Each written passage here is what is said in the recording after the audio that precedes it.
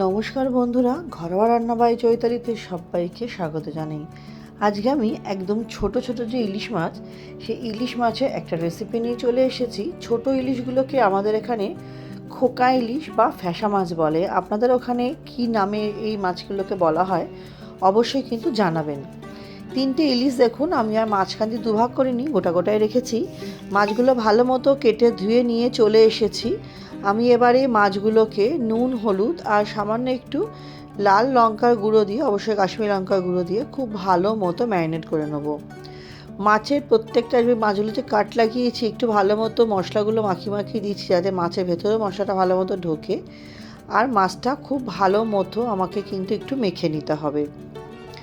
দেখুন, খুব ভালো মতো মাছটা কিন্তু আমি মেখে নিচ্ছি। আমার রেসিপি আপনারা কে কোথা থেকে দেখছেন অবশ্যই জানাবেন বন্ধুরা। আপনাদের সুন্দর সুন্দর কমেন্টগুলো পড়তে যেমন ভীষণ ভালো লাগে, আপনাদের কমেন্টে আমি রান্না করার উৎসাহ পাই।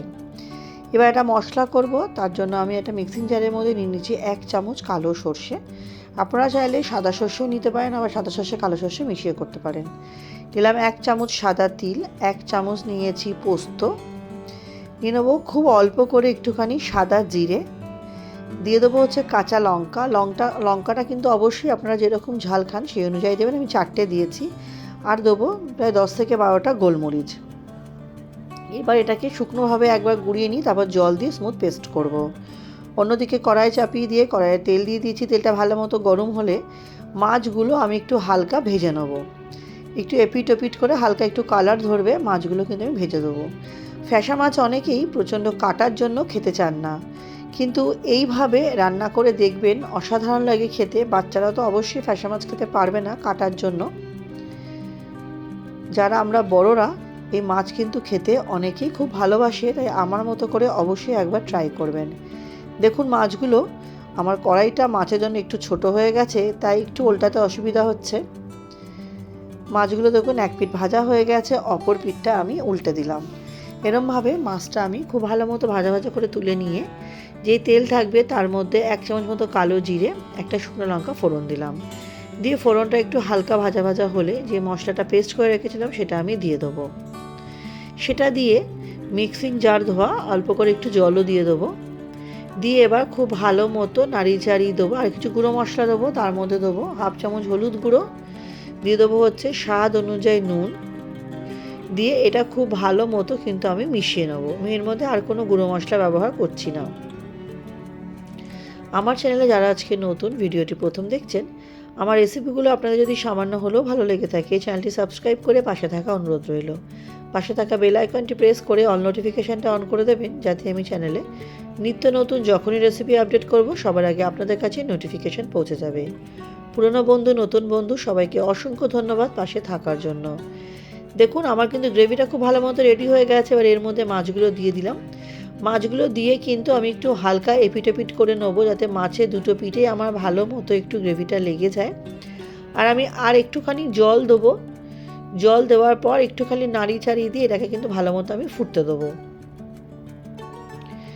এবার হালকা একটু নাড়ি চাড়িয়ে দিয়ে এটা একটু ভালো মতো ফুটে গেলেই আমি লাস্টে একটু নুন টুন ভালো মতো চেক করে নেবেন। আর লাস্টে ফ্রেশ ধনেপাতা দিলেই এটা আমার রেডি হয়ে যাবে গরম গরম পরিবেশন করার জন্য। গরম গরম ভাতের সাথে এরকম যদি একটা মাছের রেসিপি থাকে, তাহলে আমার মনে হয় না আর অন্য কোনো পদের প্রয়োজন হয়। মাছগুলো একটু উল্টে দিলাম, তারপর মাছগুলো আমি ঢাকা দিয়ে মিনিট 3 থেকে 4 একটু মাছগুলোকে আমি ভালো মতো ফুটতে দেবো। ভালো মতো ফুটে গেলেই কিন্তু আমার রেডি হয়ে যাবে এটা পরিবেশন করার জন্য। দেখুন, ঝোলটা কিন্তু আমার খুব ভালো মতো কিন্তু ফুটে গেছে। এবার ওপর দিয়ে ধনেপাতা দিয়ে একটু গার্নিশ করে দিলাম। আর ধনেপাতা দিলে তো সমস্ত রান্নার স্বাদ দ্বিগুণ বেড়ে যায়। একটা ধনেপাতা একটু মনে হচ্ছে একটু কাটা যায়নি, ওটা একটু জটলা পেকে গেছে, ওটা ফেলে দিলাম। ধনেপাতাটা সামান্য দিলেই এর গন্ধটা এত সুন্দর হয় যে এই গন্ধতেই খাওয়া হয়ে যায়। তাহলে বন্ধুরা, রেসিপিটা কেমন লাগলো অবশ্যই জানাবেন। আমার সাথে রেসিপিটি শেষ পর্যন্ত ধৈর্য সহকারে দেখার জন্য আপনাদের সকলকে অসংখ্য ধন্যবাদ। এরকমভাবে বাড়িতে অবশ্যই ট্রাই করবেন। আর কারা কারা আমার মতো এই ছোট মাছ ছোট ইলিশ মাছ খেতে ভালোবাসেন অবশ্যই জানাবেন। বড় ইলিশ তো আমরা অনেকেই পছন্দ করি, ইভেন আমিও খুব পছন্দ করি। আমার ছোট ইলিশগুলো মন্দ লাগে না। দেখুন, আমি একটুখানি খুন্তি দিয়ে হালকা একটু নেড়ে ছেড়ে ধনেপাতাগুলো একটু ঝোলের মধ্যে মিশিয়ে দিচ্ছি। আর এটা ভালো মতো একটু হালকা ফুটে গেলে ঢাকা দিয়ে কিছুক্ষণ স্ট্যান্ডিং টাইমে রেখে আমি গরম গরম পরিবেশন করে দেবো। তাহলে আজকের মতো বন্ধুরা ভিডিওটা আমি এখানেই শেষ করছি। নেক্সট দিন আবার হাজির হয়ে যাব নতুন কোনো রেসিপির সাথে। সবাই খুব ভালো থাকবেন, সুস্থ থাকবেন, সাবধানে থাকবেন, আর কেমন লাগলো জানাতে কিন্তু ভুলবেন না।